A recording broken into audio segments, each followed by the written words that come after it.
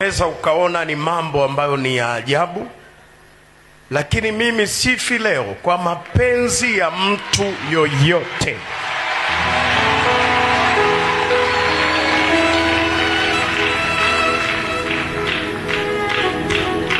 Iko hapa, niko nayo na mimi naipeleka polisi ili na wao,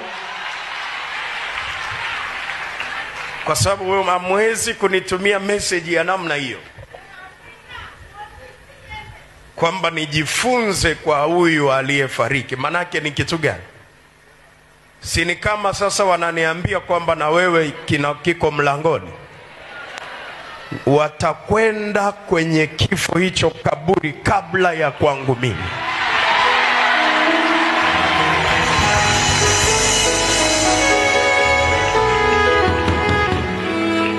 Ninyi ni familia yangu, lazima niwaambie.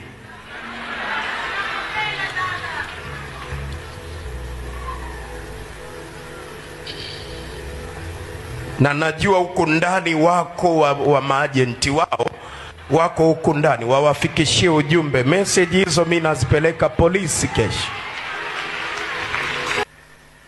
Message walionitumia kwenye simu yangu na mwakilishi nikiwa namjua, ndio